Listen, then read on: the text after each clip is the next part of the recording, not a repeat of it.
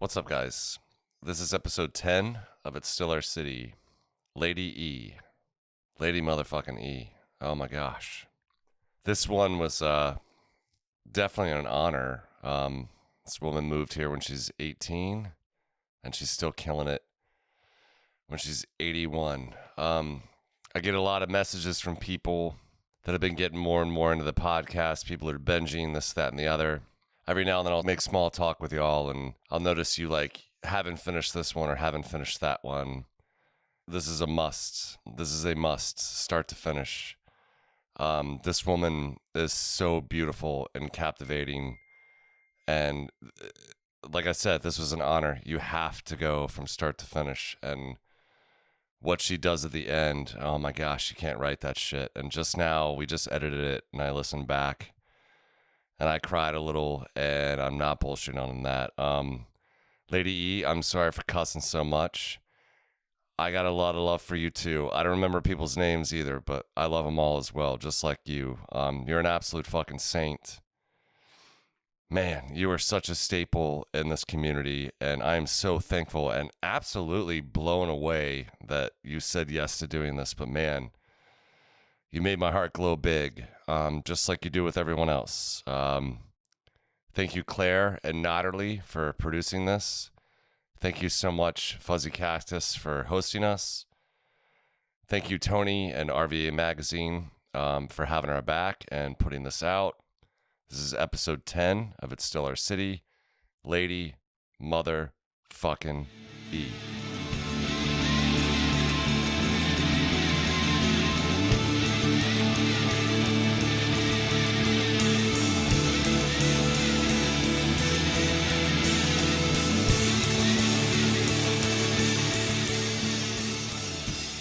That my voice came in, it was great.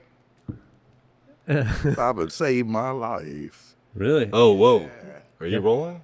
We are rolling officially, so we can talk about this if you'd like. Do you want to talk about that? But that, What were you that just was talking? so many years ago. Okay. That was so many years. So, where are you from originally? I'm from Pensacola, Florida, Okay. but I grew up partially in Chicago, Illinois. Okay. How long were you in Pensacola? Oh, till I was in my teens, Okay. early teens. What made you go to Illinois? My sister lives up there. My mother moved up there for a while. Okay. Very cool. My eldest sister. Okay. She presently lived there. Okay. She's still there. Did you like Chicago? Love it, but I don't like their winter. Oh my God. That's what I was going to bring up. The only time I've ever been there is in the winter, and it's awful. It's terrible. Is it going to be bad if I cuss? I cuss a lot. Huh? Is that going to offend you if I cuss? No. Okay. I almost said it's fucking terrible, but I didn't want to offend you. I'm sorry. No, you didn't.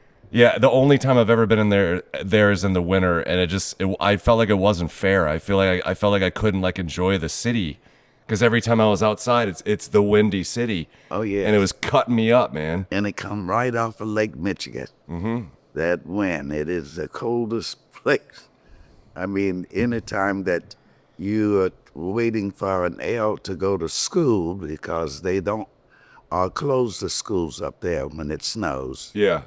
They keep them open, so that air runs above ground. So the expectation is for you to get to school.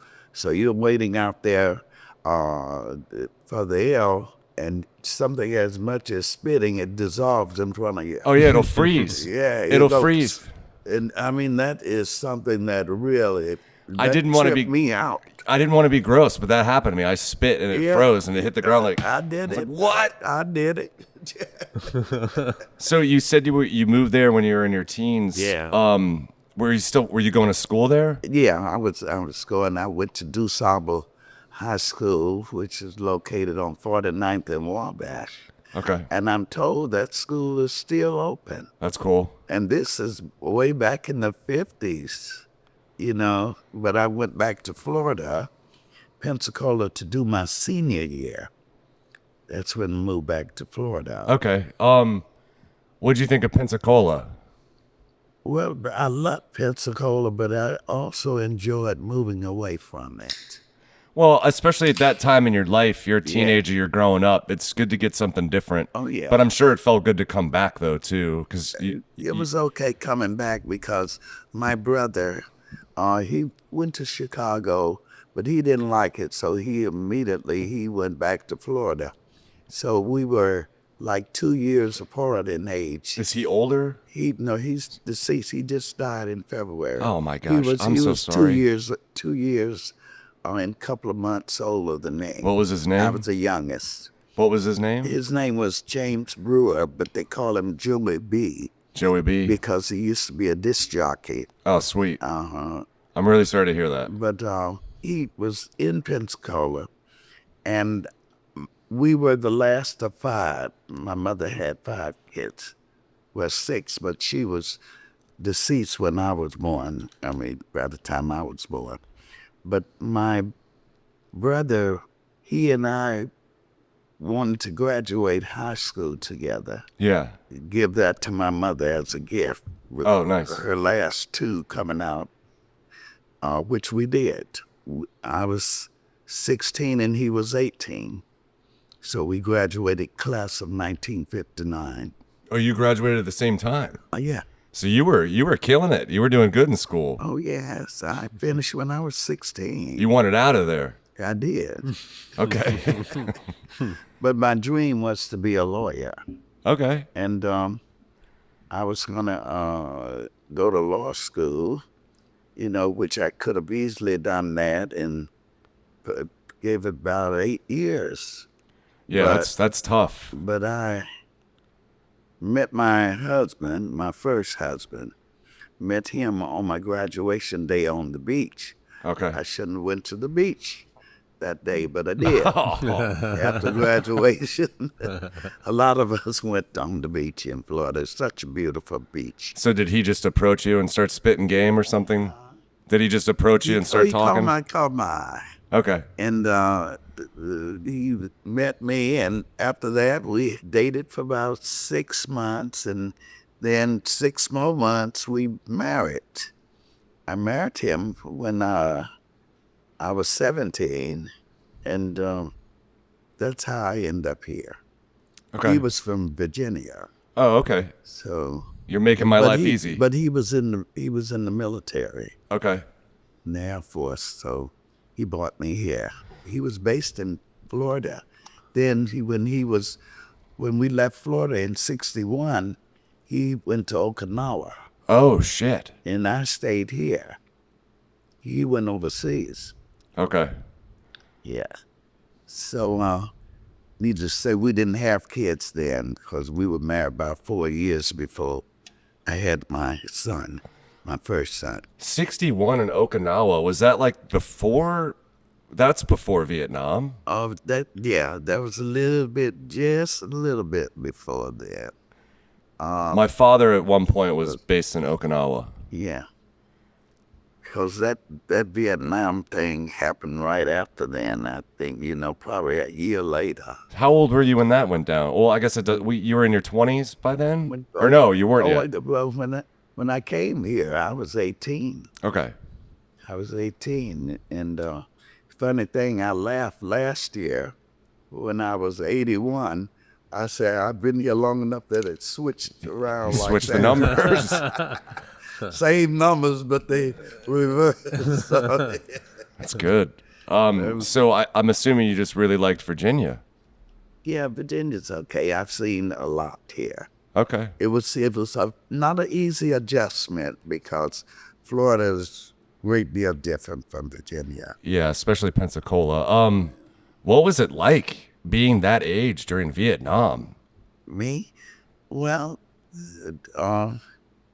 sometimes things that occur, like that, I more or less just didn't like the way that things went down with those military guys once they returned back. Yeah, it's fucked People up. were spitting on them and doing that. Wasn't their fault. Yeah. Because back then, people were being drafted. I mean, you had to go whether you wanted to go or not. That's what happened to my See what father. I'm saying? They were drafted, Yeah. and it really didn't set very well with me. Here they over there, not wanting to be there, but have to be there Yeah. because the military said you had to be there. Yeah. And then you so lucky that you survived it, No shit. and you come back here and people throwing things at you. That's not good. That was mean. Yeah. My dad did stuff overseas, and when he came back to the States, he had a hard time adjusting, like back into society, and he got into a little bit of trouble because of it. But yeah, he definitely felt unsupported, Yeah, and it's not healthy. It's not good. it was. It's like all the risk, no reward. Running. Yeah, it's brutal. So when did you I'm gonna hop around a lot probably Okay. because I'm stoked that you're here. Thank you. I'm gonna hop right with you. Okay, thank you, thank We're you, gonna man. be hopping together. Sweet, excellent, thank you. When did you get to Richmond? Richmond. Yeah. When did I come here? Yes, ma'am. January the 1st, 1961. Okay, very cool. All right. So you guys, okay, cool. Yeah. New year, new place. Yeah, the new year I started it right here Nice. in 1961. What did- 18 years old. What did you think about it when you got here? Well, when I got here, my husband, he went over, cause his parents live right on Jefferson Avenue, across from Jefferson Park, Okay. Churchill. So I guess we had been here probably about a couple of days, and he took me across the street to Jefferson Avenue. On Jefferson Avenue to that park, and it's a hill, Yeah. So we stood there, and he pointed different areas to me from the park. He said, "Now, that area is Fulton. That area is the West End. This is Churchill." He was sort of telling me what it was. It's a beautiful view. It was a beautiful. See all of it.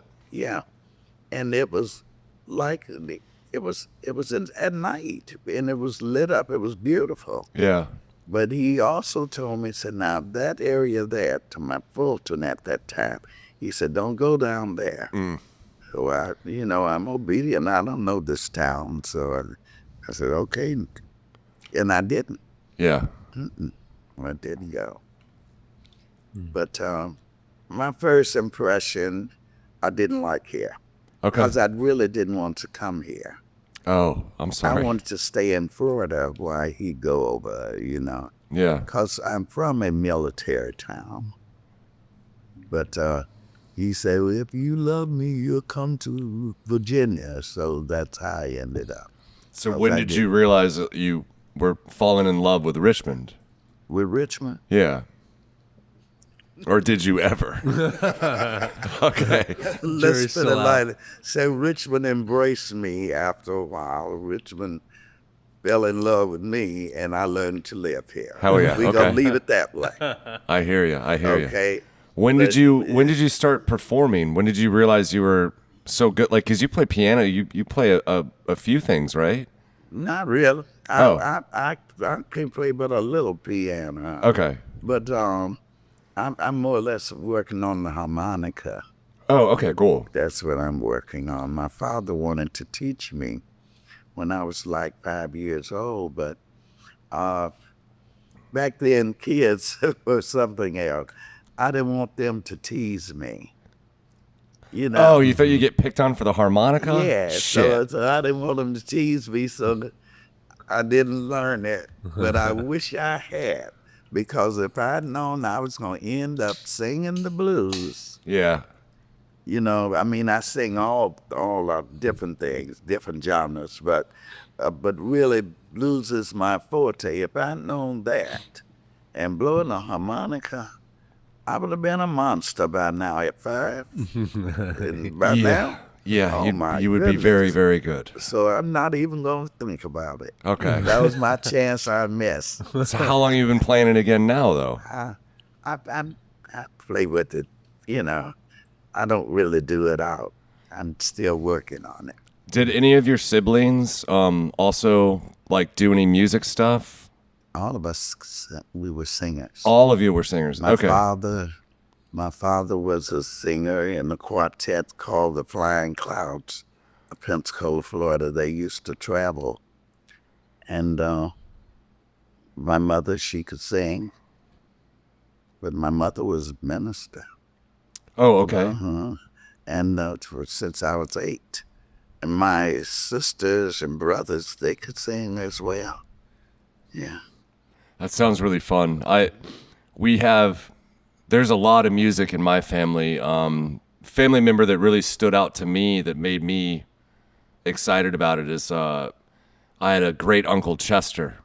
He was such a badass, and he had a Gibson Les Paul, and he'd slick his hair back. When I was a kid, I'd go over and just see him wailing like blues solos. Yeah. God, it was so cool. He was such an interesting guy. Like my dad had my grandfather had 5 brothers, and they were the start of a minor league baseball team.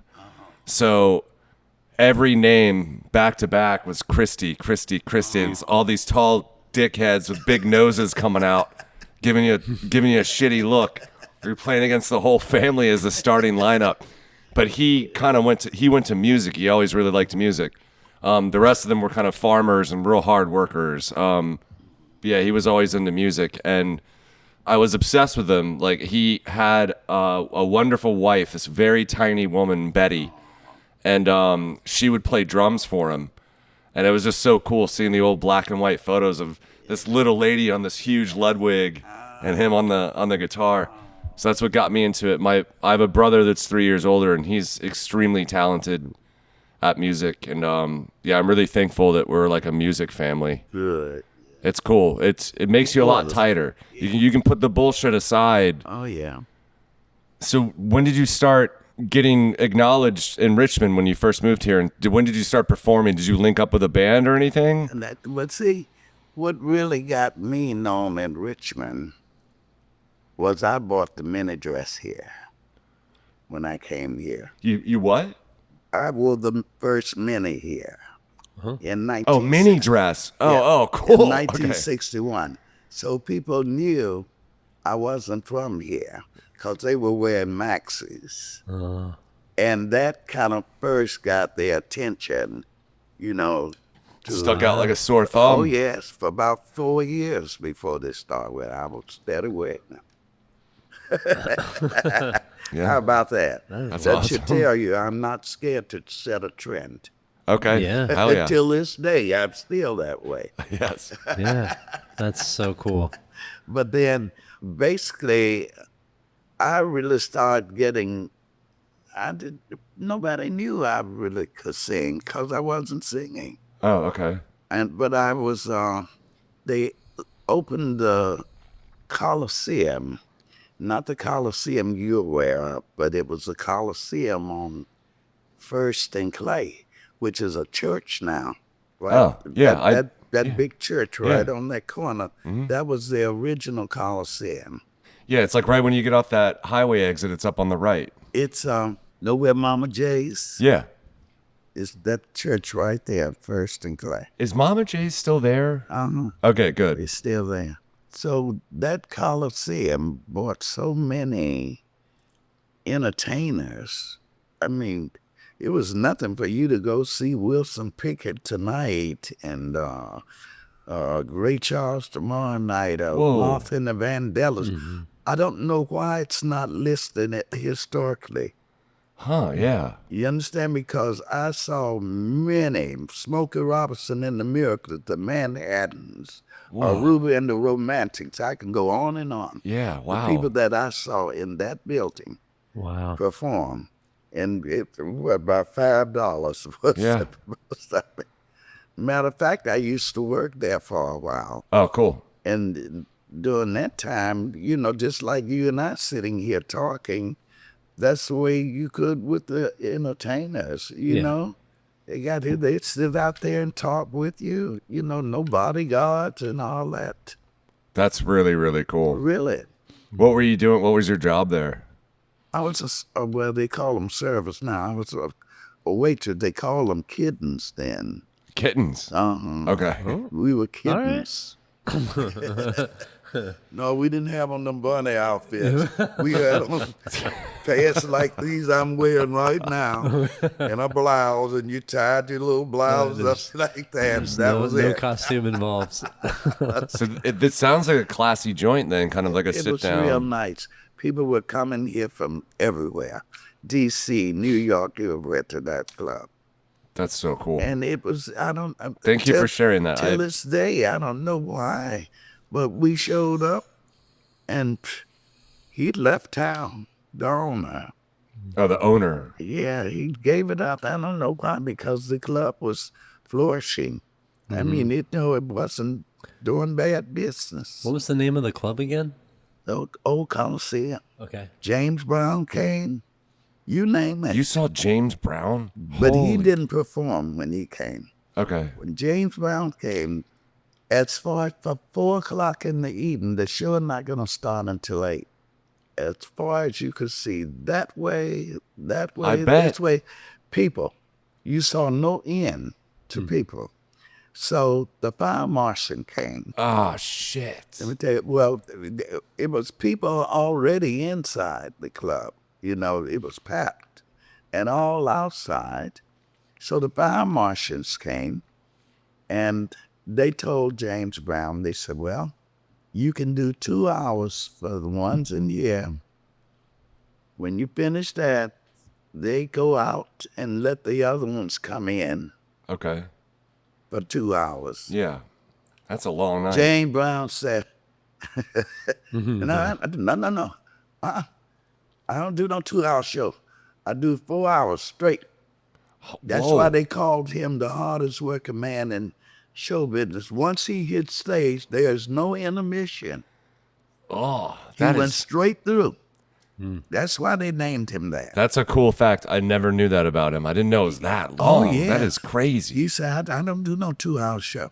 He said, so get your money back. And he didn't perform. When he said that, these guys got on that stage and started taking those all that equipment down. Yeah. He said, I'm headed to D.C.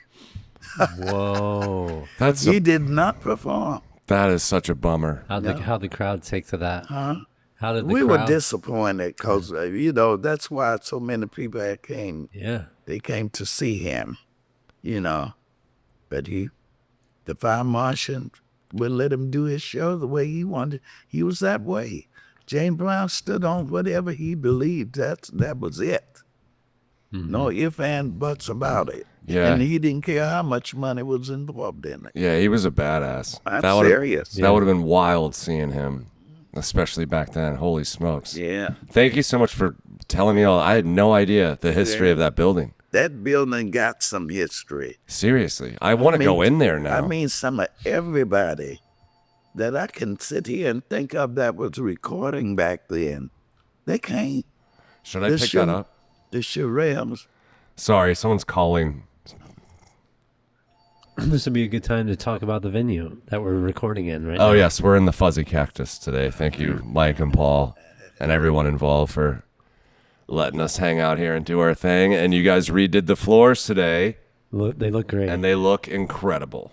Okay, I'm sorry to interrupt you. That's okay. So when did you start? When did I start singing? Yes, ma'am. I really did get back into my singing. See, I sung from 6 years old. I was doing gospel, nothing but gospel, till I became a teenager. As I would sing, my mother would call me up to sing before she preached. That's what I was going to ask. Yeah, So, that's so cool. and little thing, I would be up there. So I loved to get up there and sing. But once I became a teenager, I lost interest in singing. I became an athlete. Oh, whoa! What'd you play? What didn't I play? Everything. Yeah, I was the same I didn't way. do track, football, something else. I didn't soccer. I didn't do any of that. But I played softball left field without a glove, which my fingers hurt. My thumb is hurting me right now. No. As I'm speaking, It's it come reminding back you of to the haunt me. song. I just didn't like the fact of having a glove on, I wanted to make sure I didn't drop that ball. once Wild I got child. there. Wow. You know? That's So I played softball, tennis, ping pong. What else did I play? I could swim. Something I'm forgetting. Volleyball, I played that.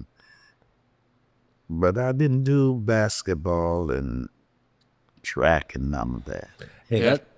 that's a really bold move on the baseball. Like, did you get I a could play pop too, fly honey. and I could hit. Oh, See, they didn't have that slow pitch thing that they do now. That wasn't the way we played. uh-huh.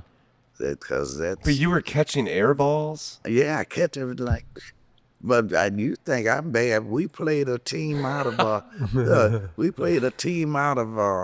Greenville, Alabama. Cause see, Florida is surrounded by Pensacola, where I'm from. I'm from the Panhandle part, Yeah. and it's surrounded by Alabama. Mm-hmm.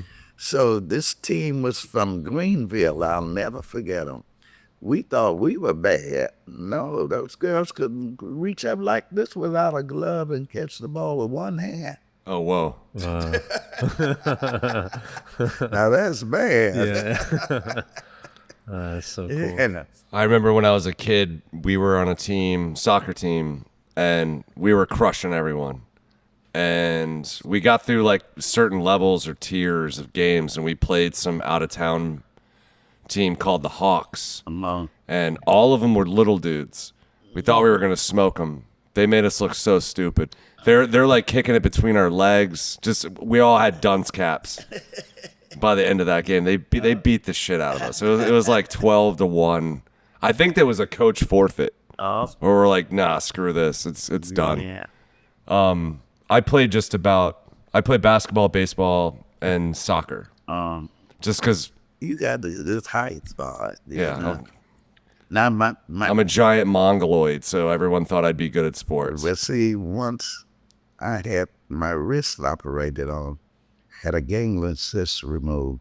I didn't play tennis anymore Yeah. because my backhand didn't feel strong like it used to. But I played ping pong Oh, cool. Yeah. and still do. Super fun. You want to play me? Yes. You better ask Mark Holmberg. He played me on CBS News. Did you smoke them? Okay, Yes, cool. you did. I need to look that up. That is so awesome. Yeah, it was a nice game because Mark could play real good. We went game, and then I managed to pull it out. That's so I cool. put my heels on so I could be tall like him and slam it like he did. They didn't throw off your balance. Huh? It didn't throw off your balance. No. Okay, cool. I play good in my heels. Give me that height out, to clear that net. I would love at some point to be beaten by you in ping pong. That would be an honor. You used to be good at it. Yeah. So when did you start like locking down and performing like regularly here? Oh, well, then, once when my son died, my son died in the military. A tick bit him after he survived the war. Oh, what the hell? Yeah, and he came back here and he joined the National Guards, and tick got in his sleeping bag and bit him on his artery. Oh. And once he died, I found myself having his voice. He had a deep voice but couldn't sing. And I told this story many times. He could not sing. My baby had no voice at all. But his bass was so powerful Yeah. that when he spoke, you could feel vibrations come from. Oh, yeah. Well, the day that I buried him, he was a Mason, as well as he was in the military. Okay. So they both had ceremonies for him. They really put him away very good. That I was exhausted when I got home, so when I got home, I had a house full of guests still there. That I just wanted a minute to myself, and I went up to my bedroom, but I didn't intend to doze off, but I did. So when I awakened, I came downstairs and I said to my guest, I asked him, I said, what time is it? His voice into me while I was asleep. My voice wasn't always like this. Oh, whoa. So that's where this deepness come. And after that, I started using it. Hell yes. And That's amazing. The first performance I did was I was on this program. Johnny Houston had a fire. He was a musician who, when I came to Richmond, a lot of the bands that were back then formed out of his band. He had a band when nobody else had one, hardly, So he had this fire, and they did a benefit over in Jackson Ward at Crossroad, which is now the Guava. Oh, okay. Okay? Yeah.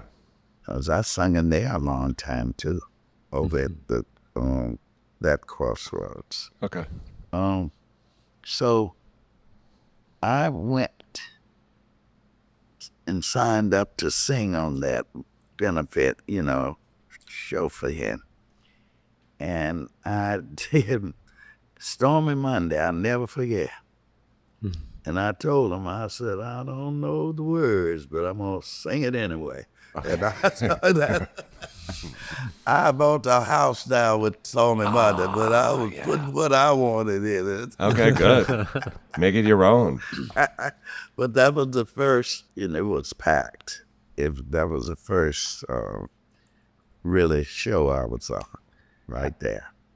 And then you hit the ground rolling. Did you Ever since. Yeah.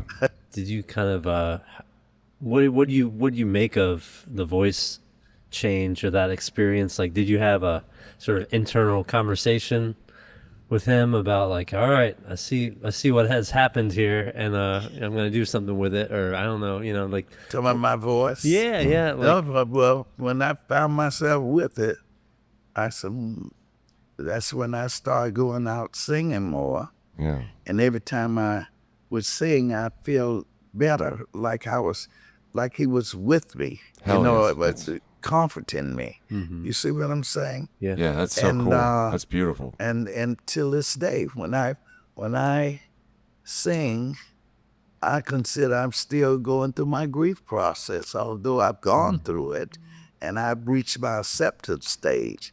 But I did it with that voice.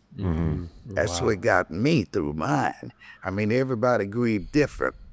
Yeah. But me, every time I performed, I felt a little bit better. You're hanging out with A them. little bit better, that's And so right amazing. now I do, I can talk about it and not break down.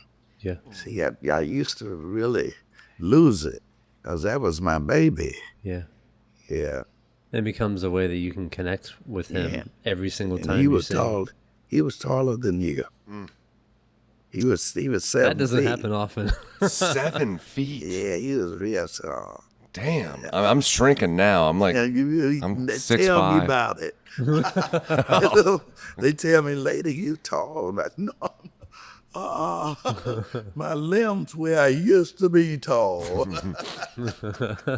was 5'9.5", and it's not that anymore. You get to coming down. I feel the pain. I know all about it. My mom's mom, we called her Baby. And she just kept getting shorter and shorter, and she always warned me about that. She played piano. She was so mad at me that I didn't play piano. Oh, Because of my you fingers. have piano hands. I learned the Jurassic Park theme song. That's about it. I got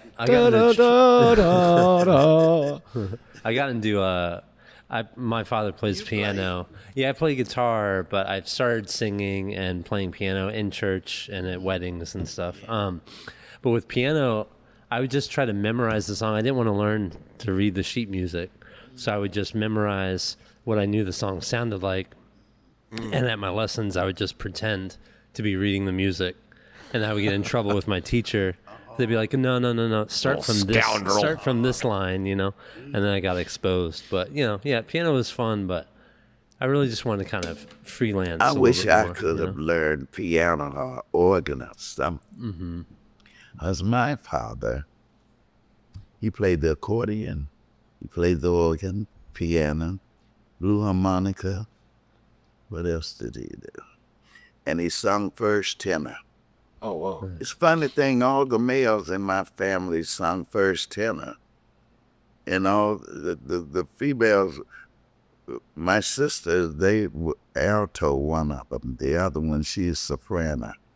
And I'm contralto.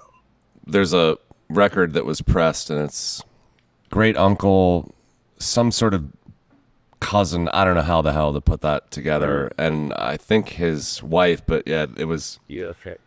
it was a church album. Like they just did like it was a Christian album, and they're all doing like the different like layers and all of the stuff you're just talking about. It's really creepy to listen to now. Like all the pops of the record, and it's just old school. They recorded it in the old church, Berea in Fredericksburg, where my dad and everything was raised.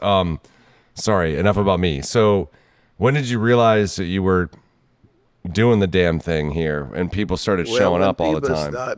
When people start calling me for gigs, you know, and I start being more serious, going around and just going to open mics, many open mics.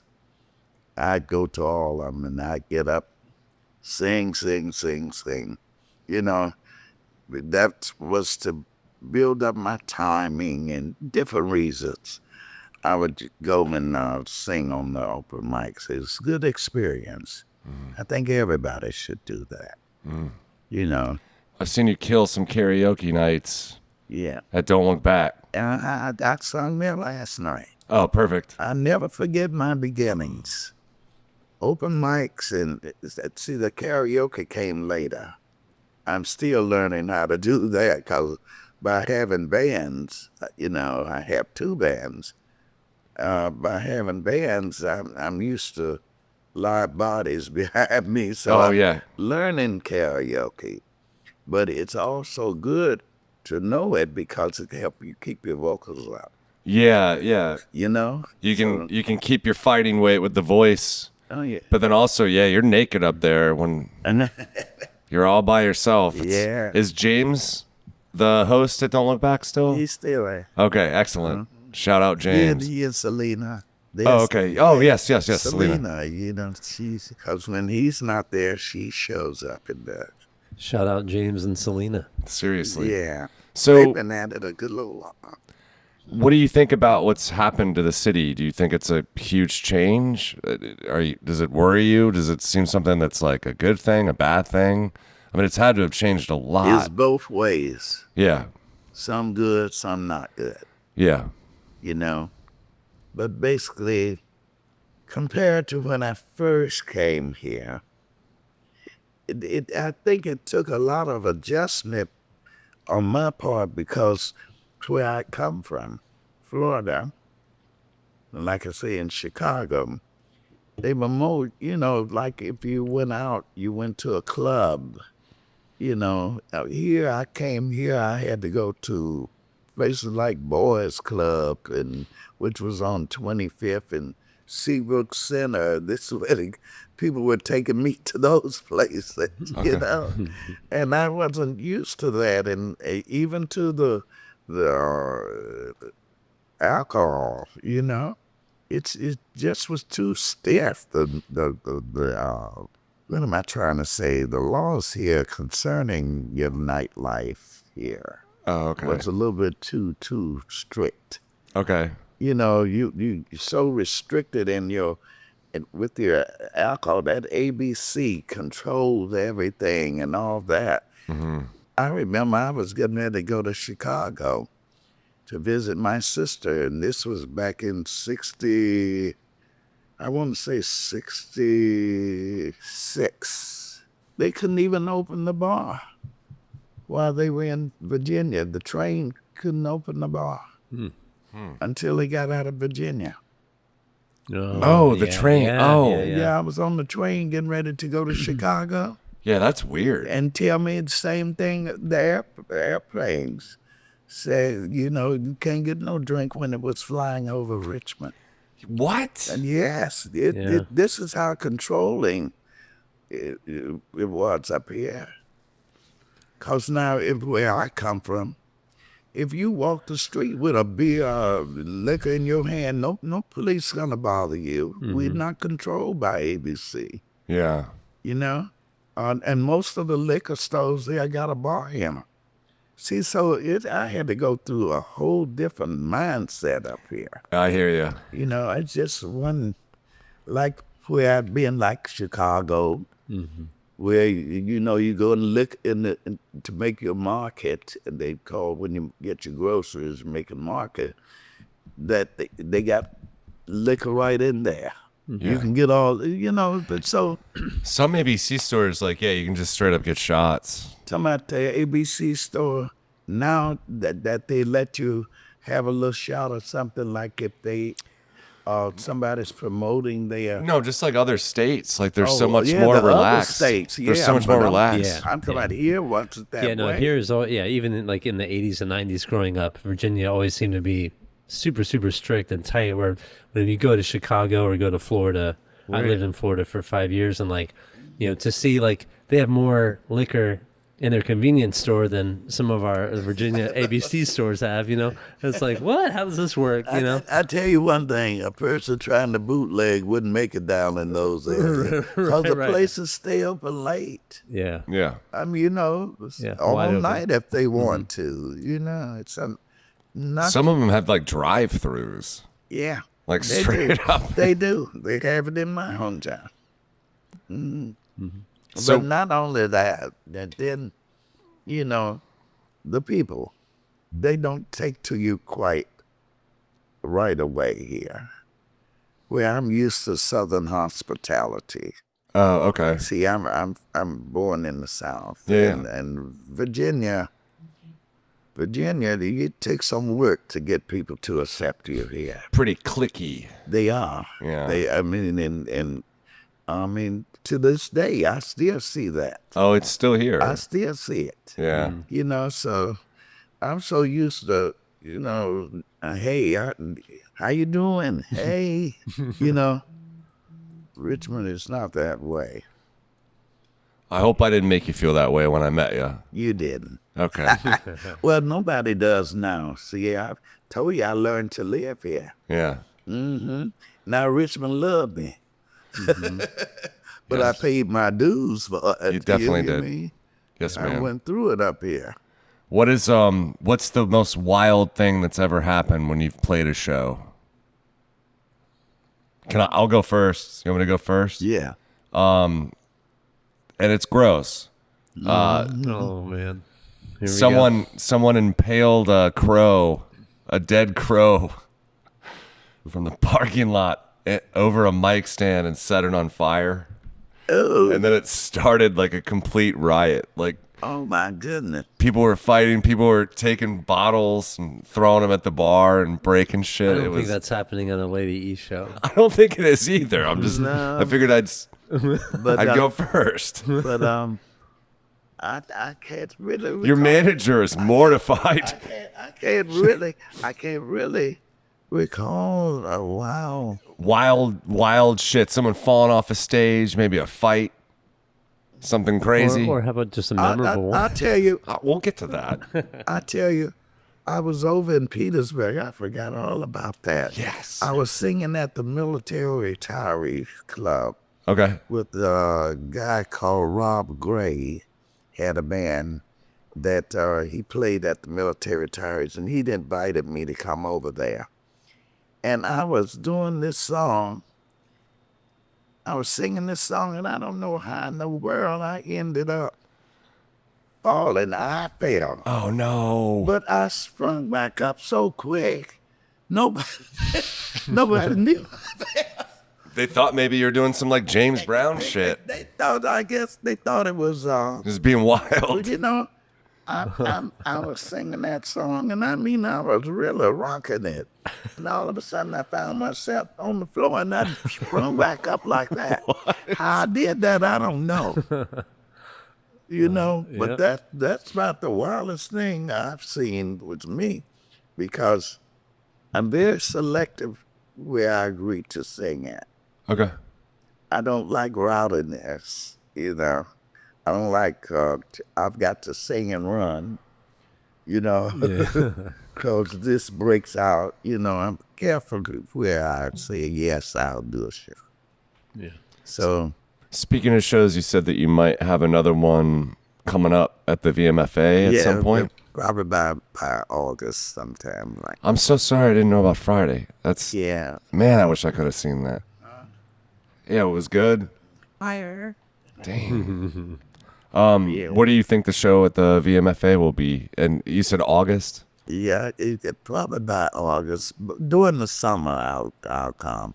When I come there, it's mostly in the summer. How many people do you have in, like, how many people do you want to be playing live with you now? How many musicians behind you?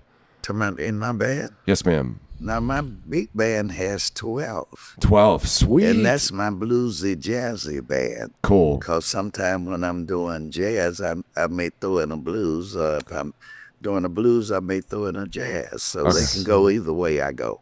So my dad is a jazz trumpet and piano player, and he just relocated from Louisville about a year ago. So if you ever find yourself in the need for a trumpet player or a piano player, we'll follow up together, you. because I appreciate I'm it. trying to find opportunities for him, because he left his scene in Louisville to come here, and like he doesn't really know much of what's going on here, but he can play.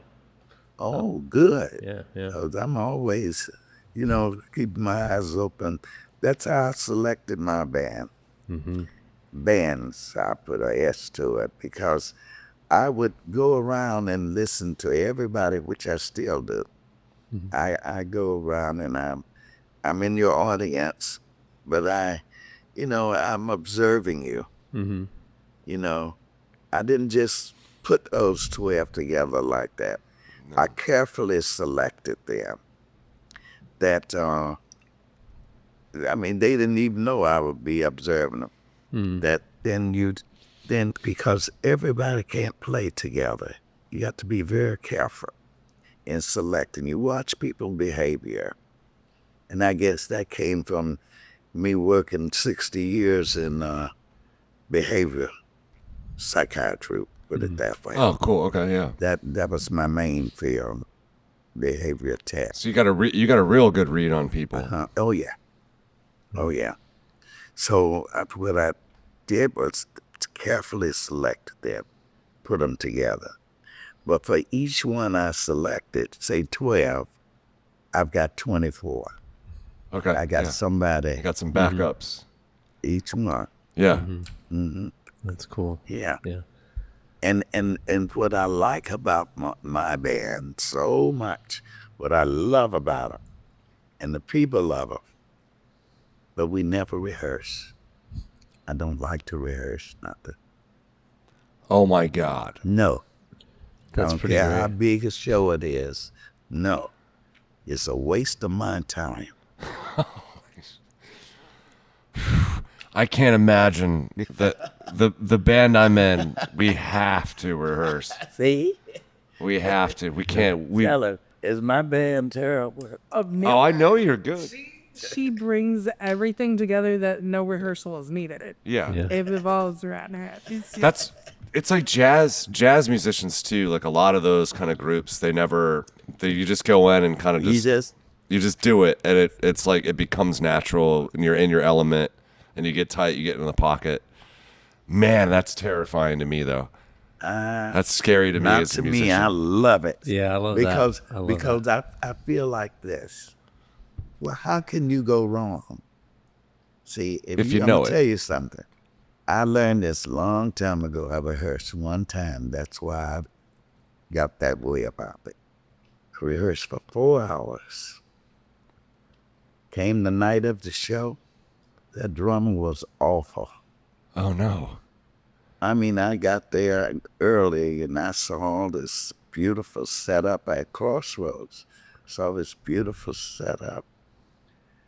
He had every kind of drum. You could, even the little drum that I'd never seen in my life, little tiny ones. Little rotos. Little thing like, I mean, the whole area was set up. And I looked, I saw him tear this place up tonight. I saw him order a blue motorcycle. I saw him order one. And I didn't think nothing of it.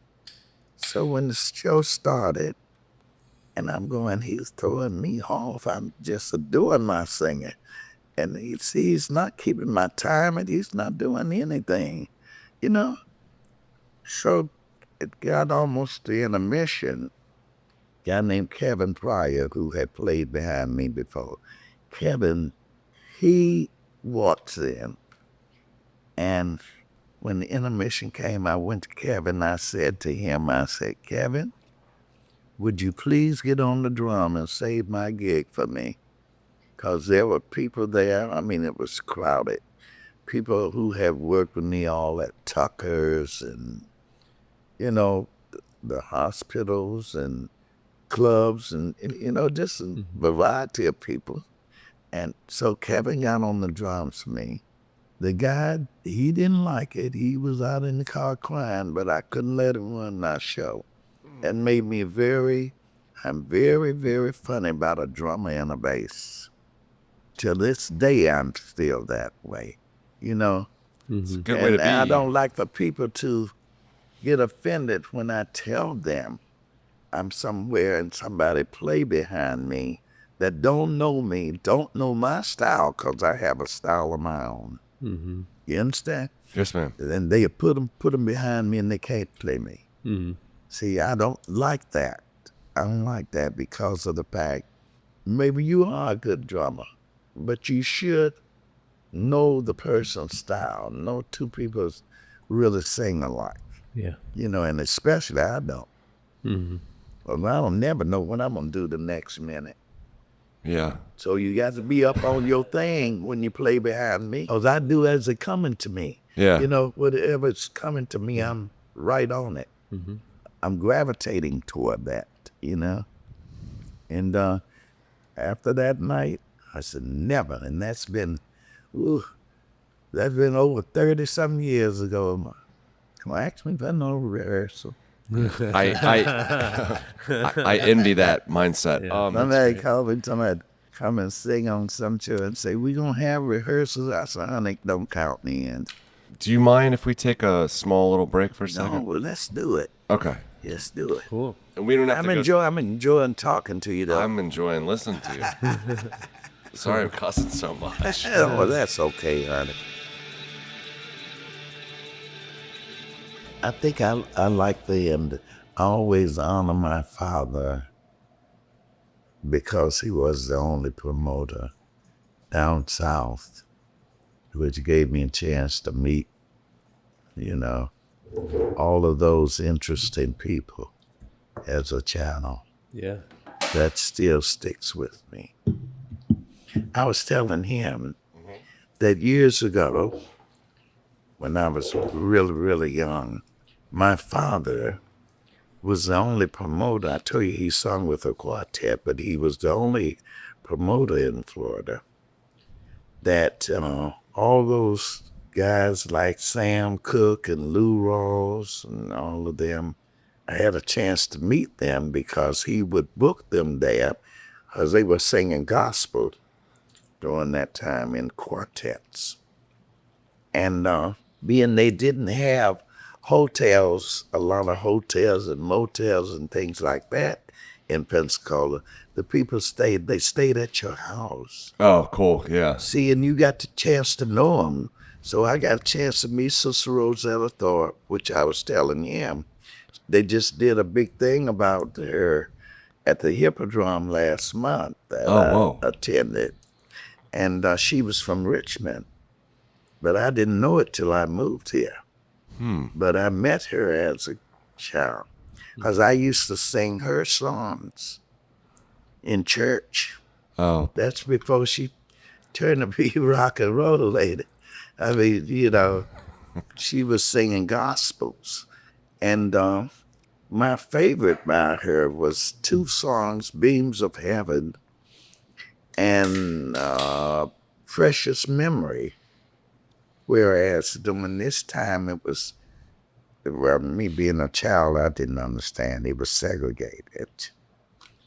And my teachers, my Bible school teachers were white, and they were slipping out there having Bible class with us during segregation. Oh. And they asked So my they were parents, nice, normal people. they asked my parents to let me go sing at their church with them. And I didn't, I've told this story before. I didn't know. My mama knew I liked to sing, but she was all nervous. Looking at her, I don't know why she doing this with her hands. You just want to sing. And doing this, And I'm looking at her saying, I want to go sing. But she was worried. Yeah. Because during that time, Ku Klux Klans and things were in effect down there. But see, I don't know all this because I'm a little child. Yeah. And so she finally told them, with me saying, I want to go. She finally gave in and let them take me to sing at their church.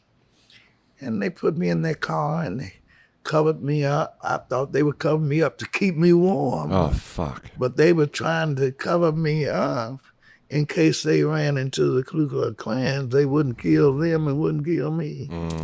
That's how segregation was. That's where it was then. Like we sitting here talking, wasn't that way. Yeah.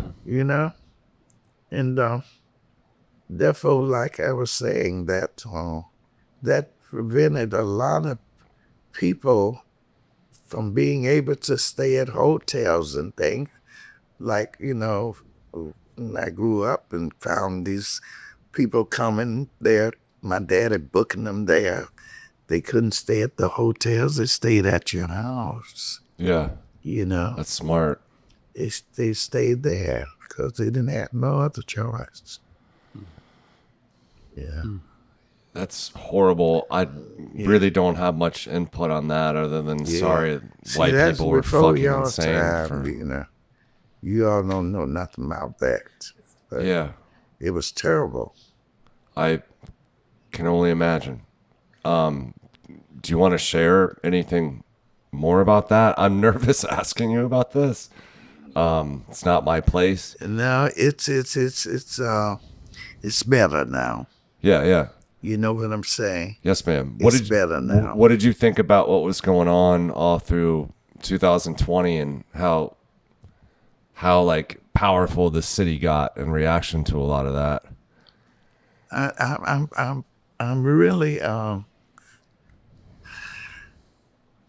I'm pleased in a sense that Virginia, I saw a change in that area, especially when it came to those statues and all. Yeah. You understand? Yeah. Which, when I came here, it wouldn't have been that way. Yeah, no way. It wouldn't have been that way. But this new generation is different. I don't really know what to say. I don't know how to say something about any of this without putting my foot in my mouth, I think. Don't put it in there. Yeah. We're gonna leave it right there. In fact, you can cut it out of this interview. No, I don't want to cut that out. Yeah, I don't know where But to... I'm just airing my feelings. Yeah, that's what I want you to do. That I, right now, not just Virginia, I'm talking about overall. Everywhere. Overall, I'm seeing the 1950s being brought back. And that doesn't set well with me because I'm old enough to have been back there. Yeah, we don't want to go back to that bullshit again. See what I'm saying? Yes, ma'am. And to make it great again wouldn't be making it great. Yeah. Or stirring of hatred. That's not great. No, it's not. Can I tell kind of a funny story? I grew up in Fredericksburg, it was a very redneck town, and there was a lot of bullshit racism there. I'm 41 now, so obviously I wasn't around when it was real bad. But I've seen it all my life. I've been aware of it all my life. And I had a teacher named Mrs. Fry. She was a person of color. You remind me of her a lot in a lot of ways. She was such a badass, dude. Like, but yeah, she always used to kind of pull me aside because she knew me and my brother cared, and she had respect for my mom, and she would kind of like plant things in our ears, like, hey, do you see that kid getting bullied? Maybe it's because he doesn't have money and he doesn't wear the same cool shoes and all this. So I got to see a lot of the stuff when I was younger. And I'm thankful for her. I'm thankful for her, like, empowering me, because my brother and I were big assholes. And if you want to be a dick, we can be a dick back and stand up for people who are being treated poorly. The funny story I wanted to share is, I don't know what she saw in me. I don't know why she was so confident in me, but I was in second grade and she got me up in front of the class to read a sex ed book. And so I'm reading this book, and I noticed all the girls in the class were paying a lot of attention to what I was saying, where the boys were kind of like, whatever. And then I turn the page and it's like a penis and like fallopian tubes. And I'm like, oh, fuck. Like I'm in it now. I'm in the furnace, and I'm like still trying to read, and I faint. I like completely faint. And I woke up, and she had my head in her boobs, like her huge boobs. Oh, and she's screaming, "Oh Lord, you're not going to take him from me today." She's covering, she's got a towel that's got water, and she's like rubbing it all over my face and just like in her boobs. The whole class is like, holy shit, like looking at me like, and I'm like, oh my God, what is happening? And I went to the school nurse, and the nurse just sort of like reached to my face and did like and I was like, what? And like I could feel something like move, and I looked at myself in the mirror. She used the towel and the water from the chalkboard, so my face was like caked in chalk. It was like paper mache mask. It's the most embarrassing day. Oh my goodness. Yeah, it was bad. But shout out to Mrs. Fry. She's the shit, and she's still alive. She's still living. Yes, ma'am. And she's like, oh my gosh, she's got to be 94. She used to give me a silver quarter every one of my birthdays until I graduated the elementary school. And full circle, like you were mentioning, the school you went to is still active. This school is still active, and I think they opened in 1926. They've done renovations, but it's cool, like seeing the history there. With that all being said, very directly, what do you think about what's happening to the city? And do you like it? Do you hate it? All the loft apartments, is it different? Is it weird? You've been here so long, like the landscape's got to have changed so many times. Wow.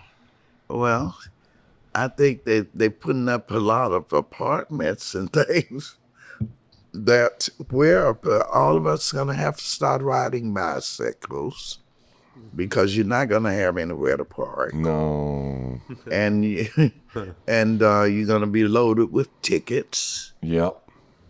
Because right now, which is not long ago, I'd say a few years ago, when I got a ticket, I went to court on it. Or you'd fight them. Yeah, because a lot of those, I came out from singing at Emilio's. I had parked in that same spot for many years, there on Broad, before they widened the street to make it for the Pulse Bus, before they did that. And I come out one night, and they had put tickets on everybody's cars all the way from... Yeah, just knock them dead all the way down. All the way from Belvedere to the Boulevard. Yeah, it's bullshit. That's like a mile and a half. They did. Everybody had tickets, and the guy at the Camel, he started a ruckus so that a lot of his people were able to get away before they put the tickets on their cars. Well, When I came out and I found one on mine, I asked the policeman, I said, why is this here? I parked here forever. 20-some years I've been parking here. Well, now it's you have know? to pay the meter So every 2 hours from. Yeah, so he said, I don't know, he said, we were told to do this. I said, well, give me the number to this house parked by one of those signs. I said, give me the number to the people who handles these signs, which he did. So the next day I called, and they said to me, they said, well, there's nothing we can do. We just put the signs up, and that's it. I said, okay, what's my next thing? What can you advise? They said, well, get in touch with the person who's over that particular, the council person who's over that particular The zone. district. The zone, yeah. So I found out who that was. I went down to city hall. I got dressed, went down there. And I asked them, I asked the councilman what to do. He said, go downstairs and get a court date. So I did. Sweet. I went and got a court date. And when I went to court, the judge dismissed it. And I told her that wasn't enough. I said, what do I do from this point? Yeah. She said, go back to city council. And as I was walking out, the deputy said to me, said, the clerk up there said, can you give her daughter voice lesson? Oh. So That's a bribe. I left her out and went back to council. And when I walked in, they said, we got it from here. Oh, nice. Those signs were outdated. They took them up. The Good. next day, they took them up. Which, right now, and Mark put it on TV. He came, he called me and say, you want to be on TV? He says, I said, I'll come over on my break. And I drove over there where it happened and got out and sat on my car. That's when I had the white convertible. And I told him, I said, he said, how you feel with them taking those signs up? And I said, glad they took them darn signs down. Yeah, that's amazing. But see, this is what I'm looking at right now, is that they've redone the street and all. Why does these signs remain the same? You redone the street. Those were back there during the time of cruising. See, when I came to Richmond years ago, the younger kids used to cruise on Friday nights, play the music loud, and cars would be everywhere. That in order to curtail this, they put up all these different signs, which kids don't cruise anymore. They don't do that. So the signs are still there, and they shouldn't be. Yeah. Yeah. So it's time to Update the make system. another trip. Yeah. Time for me to go back again. I've been doing this podcast for a few months with Claire. The whole point of this was telling her out front, like, I just want to document people that I think are important for our town. And granted, I'm an implant. I've been playing shows here since the year 2002 or 4, but I've lived here now for about 12 or 13 years. And I want to make sure that I'm giving people that I think are important to this area code a voice. And you were someone that was on my mind, and man, it makes my heart glow big. I had to find you on Facebook, and you actually responded. And I'm sorry that the messages have been wonky, and it's taken some time to get in this room. Fuzzy Cactus, shout out. But like, thank you so much for doing this. You're such a beautiful person, and you're such a So badass. are you. Thank you. You and Claire. I remember the first time I met you, man. You rolled up to DLB, you kind of just blasted the curb, and you got out and you walked right by me, and I'm like, I'm not checking that woman's ID. I'm not fucking with this. She's above my pay grade. I'm not wasting her time. And you just came in, you did your thing. Everyone surrounds you all night. Yeah, I remember And- the entourage. I remember bartending, and I just remember when Lady E's, they just roll up. I mean, and you had like a crew with you, but you're all just having a blast. I mean, it's like, who wouldn't want to, add on to that party, I say, I bet I'm the only 80-some-year-old person be up that time of night rolling into those clubs. But you're killing it. You're killing it. And you're full of energy. With that being said, thank you so much for coming on. You're and so welcome. It was sharing. an honor. Cool. And I appreciate you loving me and thinking of me. Absolutely. And know that my motto is I may not know everybody by name, but I love everybody just the same. And that in ending who Lady is, there was a poem that I'd like to end this interview with. I learned it when I was 10 years old, and I built my life on it. And it was written by a person named William Guest. I'm sorry, Edgar Guest. And the poem was called Myself. And I ended up building my life around that poem. My sixth grade teacher had us to learn it. And I'm so pleased that she did. And it goes, I have to live with myself and so. I want to be fit for myself to know. I want to be able as days go by, always to look myself straight in the eye. I don't want to hide on a closet shelf. A lot of secrets about myself. Fool myself as I come and go into thinking nobody else knows the kind of person I really am. I don't want to dress myself in a sham. I don't want to stand with the rising sun and hate myself for something I've done. I can never hide myself from me. I see what others may never see. In this world of fame and health, I want to be able to like myself. And whatever happened, I want to be self-respected and conscious-free. Thank you. Hell yes, Lady E. Thank you so much. Oh, so good. Thank you so much.